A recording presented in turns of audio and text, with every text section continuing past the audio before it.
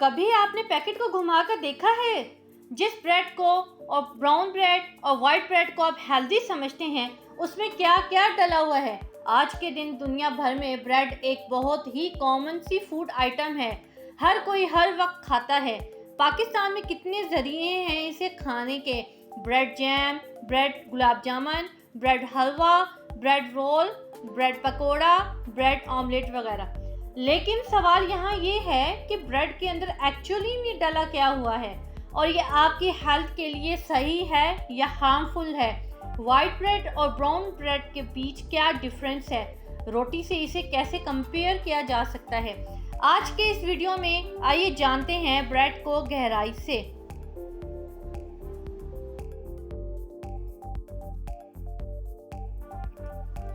अस्सलाम वालेकुम व्यूअर्स, कैसे हैं आप सब। सबसे पहले बेसिक से स्टार्ट करते हैं। ये एक्चुअली ब्रेड होती क्या है। बेसिकली देखा जाए तो ब्रेड 4 अहम चीज़ों से बनती है। नंबर 1, आटा या मैदा। दूसरा, आटे और पानी को साथ में मिलाकर डो बनाया जाता है, जैसे हम रोटी बनाते वक्त आटा गूंदते हैं। तीसरी, नमक, सॉल्ट। चौथा, यीस्ट। अब आप पूछेंगे कि यहाँ नमक डालने का क्या पर्पस बनता है ब्रेड में। तो 3 अहम वजह हैं इसकी। पहला ये है कि नमक एक नेचुरल एंटीऑक्सीडेंट है, एक नेचुरल प्रिजर्वेटिव का काम करता है, जिसकी वजह से ब्रेड को ज़्यादा देर तक स्टोर करके रखा जा सकता है। दूसरा, ब्रेड का टेस्ट बेहतर हो जाता है नमक डालने से। और तीसरा और मोस्ट इम्पॉर्टेंट, नमक की वजह से जो ग्लूटेन स्ट्रैंड्स होते हैं, यानी कि जो गुठलियाँ होती हैं, वो ज़्यादा मजबूत बनते हैं।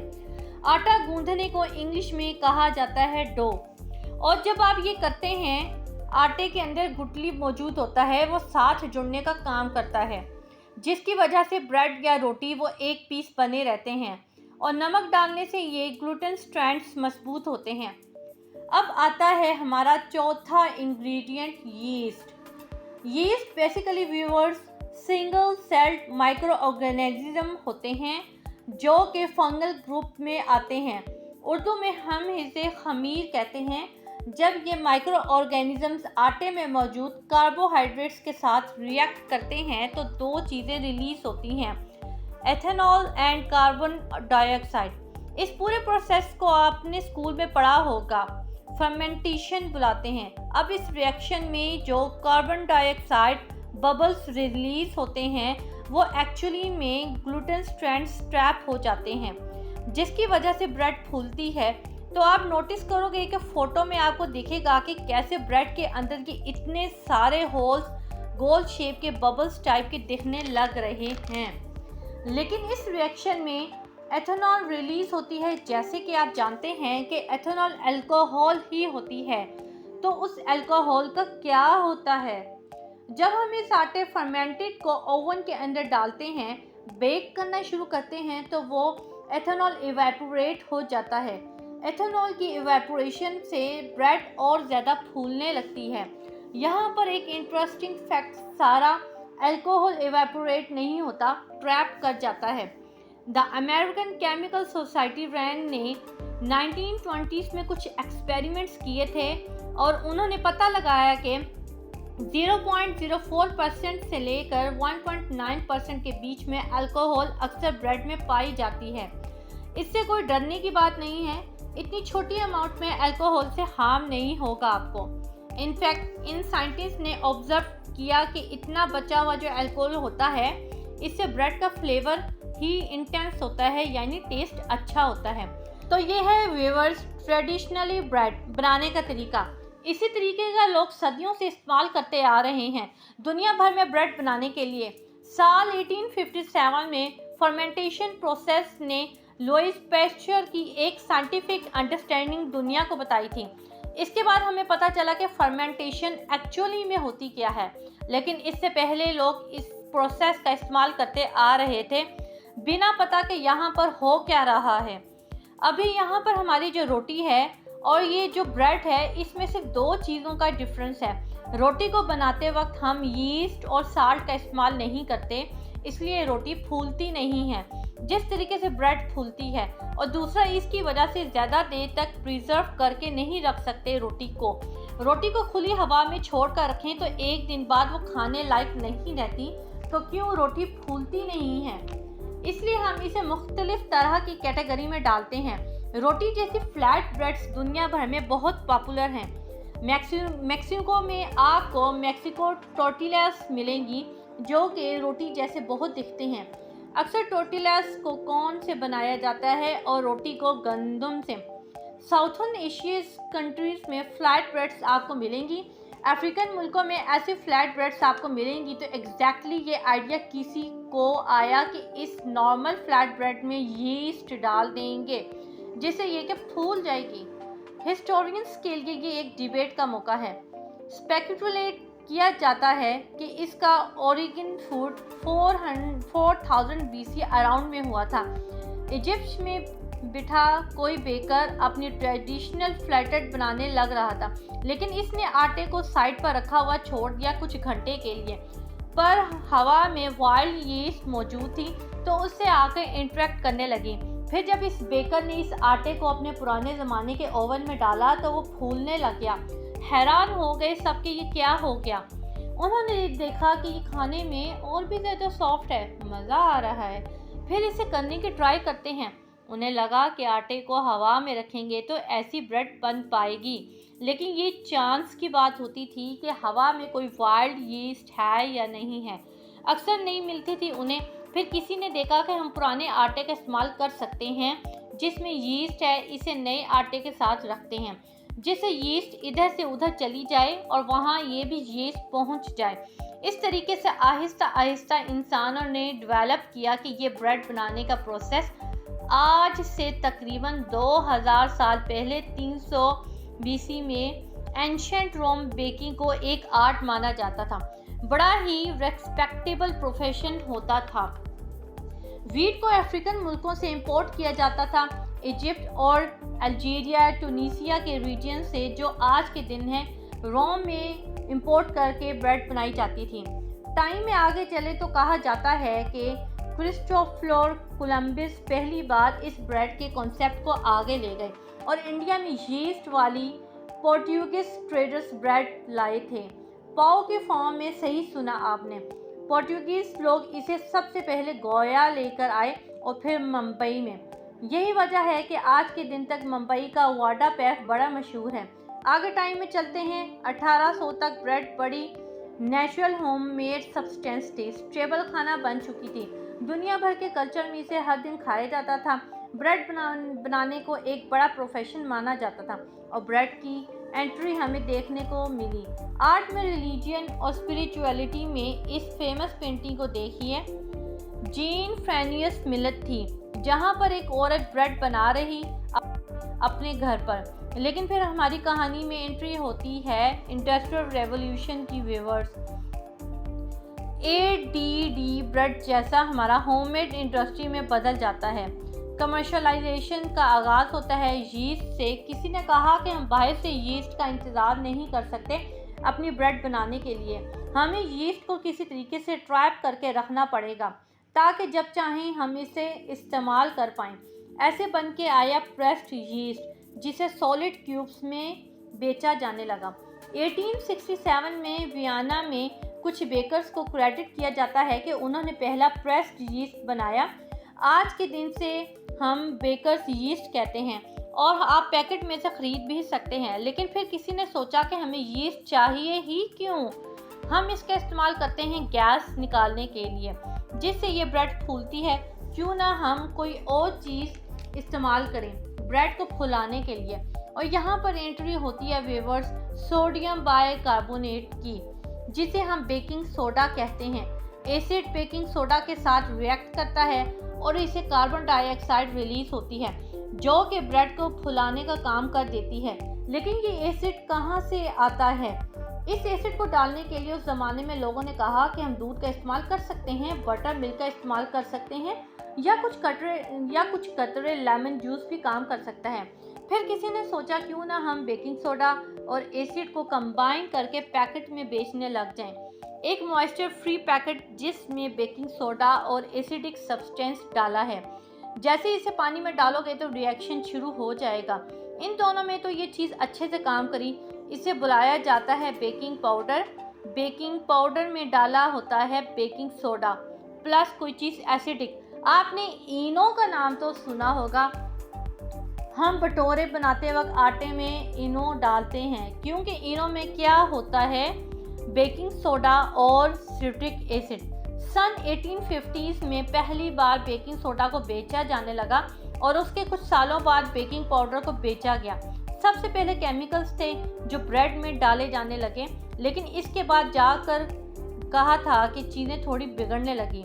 साल 1873 में एडविन लेक्रोक्सिस ने स्विस स्टील रोलर को इम्प्रूव किया।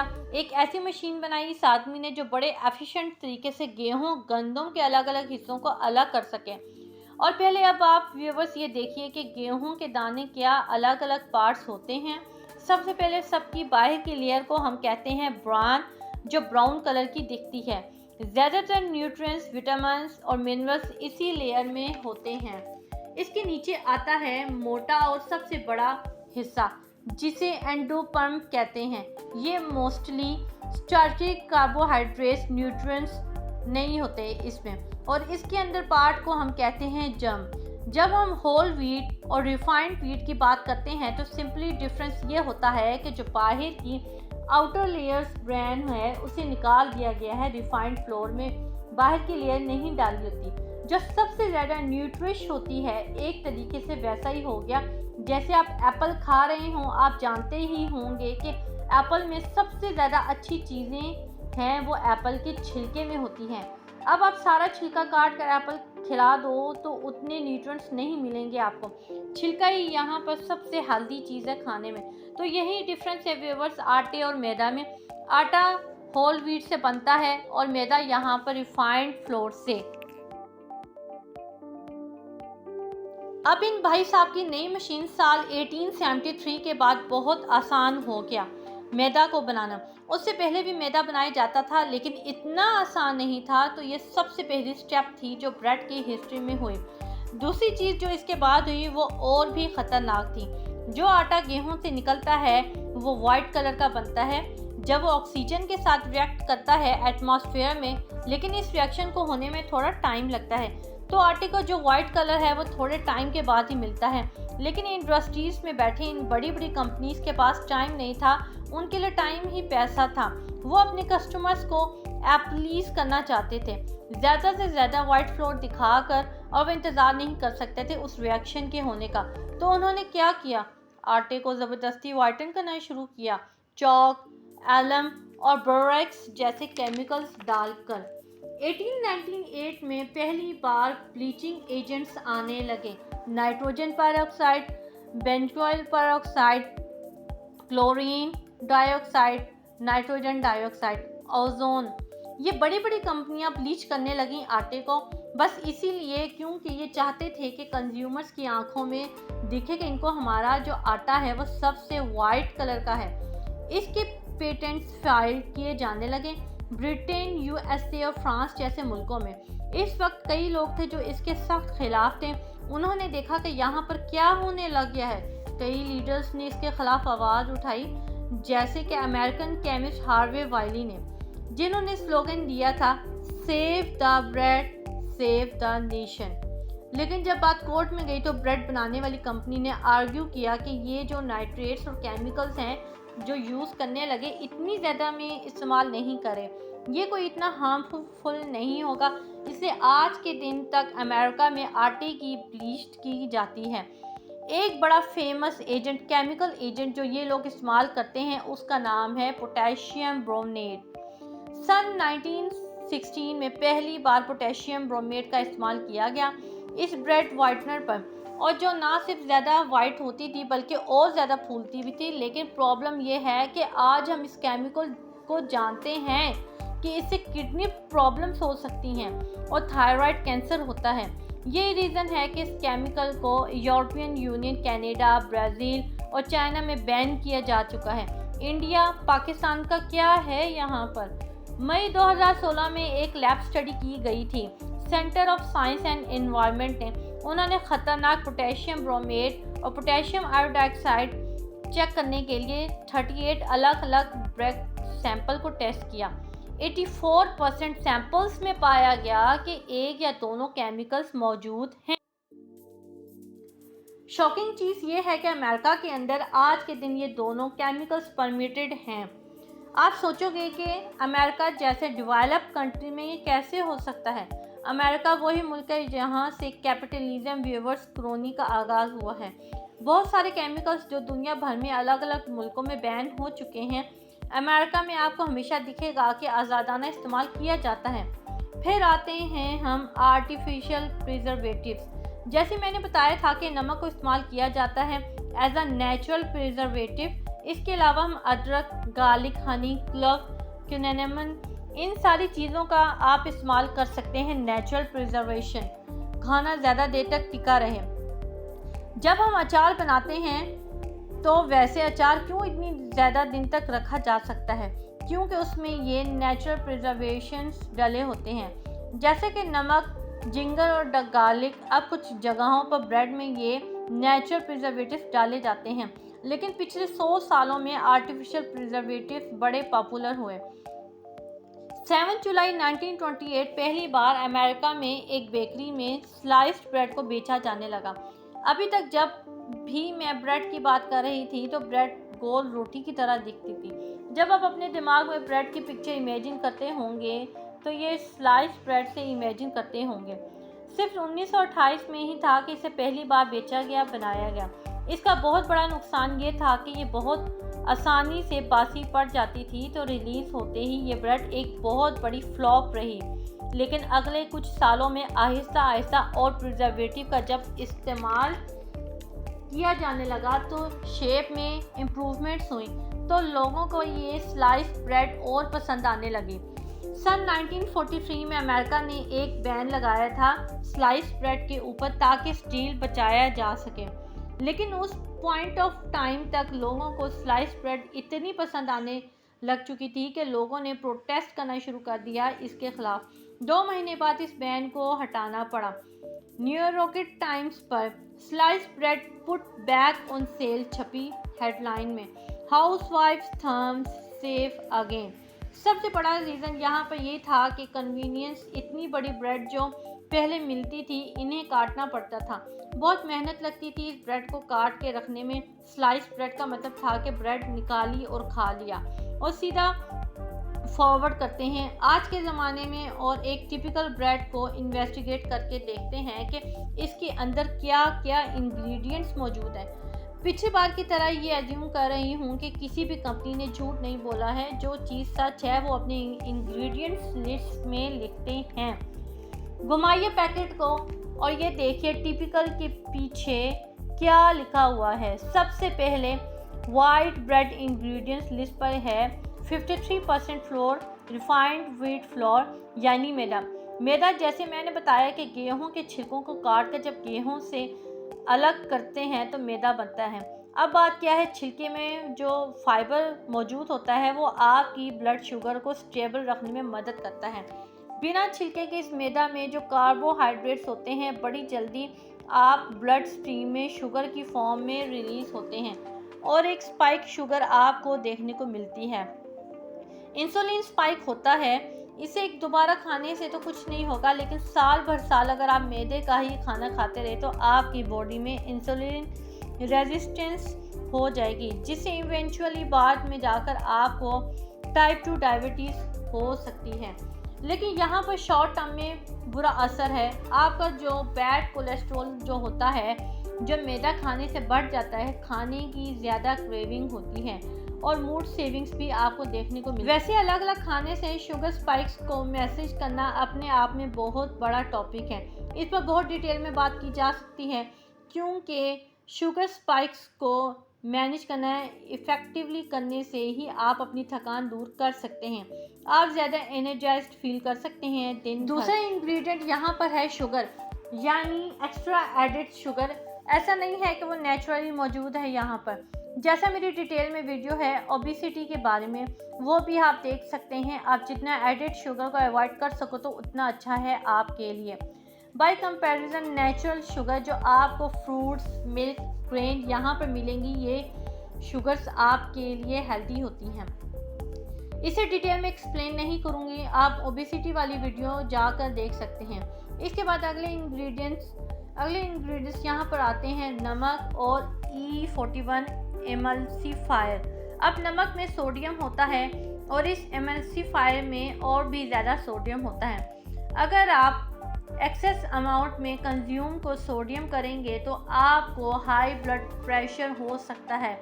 लेकिन कितना ज़्यादा सोडियम होता है ब्रेड के पीछे देखेंगे तो आपको दिखेगा कि इस ब्रेड के 100 ग्राम में 497 मिलीग्राम सोडियम है। आमतौर पर लोग 4 से 5 स्लाइसिस खाते हैं एक टाइम पर। इन स्लाइसिस का वज़न अराउंड 200 ग्राम ब्रेड। फिर आप इस ब्रेड को 30 ग्राम बटर के साथ खाएंगे तो वहाँ से 250 मिलीग्राम सोडियम और ऐड होगा। ये होता है व्यूअर्स आपकी डेली रिक्वायरमेंट का आधा हिस्सा। डेली रिक्वायरमेंट के अगर आप नीचे रहोगे तो ये सेफ़ है, अच्छा है। लेकिन ध्यान में रखने वाली चीज़ है कि 4 से 5 स्लाइस ब्रेड के बटर के साथ खाते हो तो आप आधी डेली रिक्वायरमेंट पूरी हो जाती है। रिसर्च हमें बताती है कि अमेरिका में जो डाइटरी सोडियम है उसका कंट्रीब्यूट टॉप एक्चुअली में ब्रेड ही है। तो इतनी ब्रेड आकर आप खा रहे हों तो बाकी खाने में नमक पर थोड़ा ध्यान दीजिए। ज़रा उन लोगों के बारे में सोच कर देखिए कि जो 1980s और 1970s में रहते थे, वो पोटेशियम ब्रोमेट जैसे केमिकल को अपनी पूरी ज़िंदगी खाते हुए आए और बाद में एक दिन जाकर इन्हें पता लगता है कि ये तो उनकी हेल्थ के लिए कितना ख़तरनाक है। यूरोपियन फूड सेफ्टी अथॉरिटी की वेबसाइट को देखिए, अगले ही साल बड़ा E171 common food colour ban किया गया। उन लोगों के बारे में सोचिए जो इस आइटम को पूरी ज़िंदगी खाते आ रहे जिसमें ये फूड कलर डला हुआ था। इन्हें अब ये सिर्फ एक एग्जाम्पल है ऐसे बहुत से सब्सटेंसेस में जो साल भर साल बैन होते रहते हैं और यहाँ पर सबसे स्ट्रिक्ट रेगुलेशन का मैं कहूँगी यूरोपियन फूड सेफ्टी अथॉरिटी की है। लेकिन अमेरिका की जो फूड रेगुलेशन अथॉरिटी है वो भी टाइम टू टाइम बहुत से केमिकल्स हार्मफुल को बैन करती है। सबसे कमाल की चीज़ ये है कि लोग क्या करते हैं कि ब्राउन ब्रेड को और ब्राउन कलर करने के लिए आर्टिफिशियल कलर डाल देते हैं फूड में। ये सारे E150A, E150B, E150C, E150D ये सारे कैरेमल के कलर्स टाइप हैं। कैरेमल वही चीज़ है जो कि कोल्ड ड्रिंक्स में भी डाला जाता है जिससे कि कोल्ड ड्रिंक्स का कलर ब्राउन हो जाता है।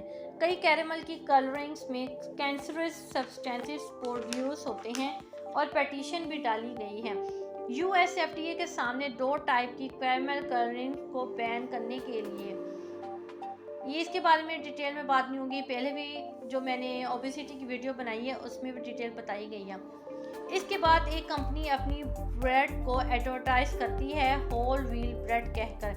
इंग्रेडिएंट्स में कोई मैदा नहीं डाला गया, दिखाया 52% व्हीट फ्लोर। 52% का मतलब क्या है, बाकी 48% में क्या डाला हुआ है, कोई एक्सप्लेनेशन नहीं दी हुई। और वो जो बाकी केमिकल्स हैं यहाँ भी आपको मिल जाएंगे। यहाँ पे कुछ लोग बड़े परेशान और कंफ्यूज हो रहे होंगे कि पहले ओबेसिटी वाली वीडियो में कोल्ड ड्रिंक्स को बुरा कहा आपने, अब ब्रेड जैसी चीज़ को बुरा कहने लगी हूँ मैं। इन आर्टिफिशियल कलर्स के प्रिजर्वेटिव्स इतनी चीज़ों में डले हैं तो खाएंगे क्या, सब कुछ खाना छोड़ दें। मैं इमेजिन कर सकती हूँ आपको कुछ लोगों के दिमाग में पक्का ये चीज़ आ रही होगी कि ये सच है कि आर्टिफिशियल कलर्स प्रिजर्वेटिव्स हैं। ऐसी चीज़ें बहुत सारी हैं कि हमारे फूड आइटम्स में आपको मिल जाएंगी, लेकिन यहाँ पर हेल्दी खाना है क्या ये जानना इतना मुश्किल नहीं है और बहुत सारी हेल्दी चॉइसेस आपके पास अवेलेबल हैं। ब्रेकफास्ट में आप क्या खा सकते हैं, फॉर एग्जांपल जो कि एक्चुअली में होल ग्रेन से बनता है। इसे दूध में कुक करके खा सकते हैं या ओट्स खा सकते हैं। ओट्स को दूध में मिलाकर खा सकते हैं जो कि whole grains full healthy grains हैं। ओट्स को आप वेजिटेबल्स के साथ खा सकते हैं, बाजरे की खिचड़ी खा सकते हैं, दही के साथ फ्रूट्स खा सकते हैं, नाश्ते में बादाम, अखरोट, नट्स, कैश्यू खा सकते हैं। इन सब के साथ स्प्राउट्स भी एक बहुत अच्छा ऑप्शन है। ये जो सारे खाने मैंने आपको बताए हैं हेल्दी ऑप्शंस हैं। आप जानते हैं इन सब में एक चीज़ कॉमन है, ये सब घर में बना हुआ खाना है। जो चीज़ आप घर में फ्रेश बनाते हैं, रॉ इंग्रेडिएंट से बनाते हैं, मैं आपको आर्टिफिशियल प्रिजर्वेटिव्स और कलर्स डालने की ज़रूरत नहीं पड़ेगी। तो ये घर में बनाई हुई चीज़ें हमेशा हेल्दी होती हैं। ये नहीं कहती कि सारे घर का बना हुआ खाना हेल्दी होता है। ऑब्वियसली अगर आप बहुत ज़्यादा बटर डालोगे, डीप फ्राई करोगे चीज़ों को, देखिए फिर आप लोगों में से कुछ इंसिस्ट करेंगे कि नहीं तो मुझे ब्रेड ही खानी है। ब्रेड में कौन सी अच्छी चीज़ होती है? तो अगर आपको ऐसा लगता है कि ब्रेड ही खानी है तो इस ट्रेडिशनल तरीके पर वापस आ जाएं, जिसकी बात मैंने वीडियो के स्टार्ट में की थी। हिस्टोरिकल इंडस्ट्रियलाइजेशन से पहले जब ब्रेड को बनाया जाता था, वो एक हेल्दी तरीका था ब्रेड को बनाने का। इस कैटेगरी में आप रोटी को भी इंक्लूड कर सकते हैं। बाजरे की बनाओ, चने के आटे की बनाओ, गेहूं के आटे की बनाओ, खुद से घर में बनाओगे तो आपको कोई केमिकल्स ऐड करने की ज़रूरत नहीं पड़ेगी। ऑब्वियसली ज़्यादा हेल्दियर ऑप्शन है, लेकिन ये फ्लैट ब्रेड हो, लेकिन आपको नॉर्मल फूली हुई ब्रेड खानी है, वो भी आप अपने घर में बना सकते हैं।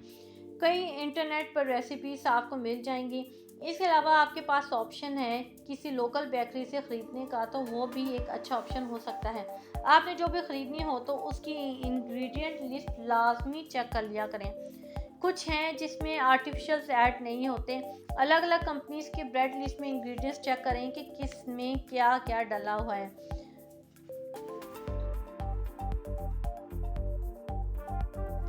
तो ये थी कहानी व्यूअर्स ब्रेड की। जानने से पहले एक चीज़ मैं आप लोगों को कहना चाहूँगी कि एक बड़ी सिंपल चीज़ याद रख लीजिए। अगर सुनकर बहुत कंफ्यूजन हो रहा है कि क्या हेल्दी है और क्या हेल्दी नहीं है, ज़्यादातर चीज़ें जो आप दुकान से ख़रीदते हैं खाने की, जिन्हें हफ्तों तक महीनों तक स्टोर करके रखा जा सकता है, उन सब में किसी न किसी तरीके के प्रिजर्वेटिव्स और केमिकल्स होते हैं, तभी वो उसे इतने टाइम तक स्टोर रहते हैं। इस टाइप के खाने को हमेशा अवॉइड करने की कोशिश करें। वीडियो पसंद आए तो नीचे कमेंट्स में लिखकर बता सकते हैं कि ऐसी ही और वीडियोस को किस टॉपिक पर देखना चाहेंगे, किस फूड आइटम पर देखना चाहेंगे। मेरे चैनल को लाजमी सब्सक्राइब कीजिए, लाइक कीजिए, कमेंट कीजिए और हो सके तो आगे शेयर कीजिए। मिलते हैं अगली वीडियो में। बहुत बहुत शुक्रिया। अपना ख्याल रखिएगा। अल्लाह हाफिज़।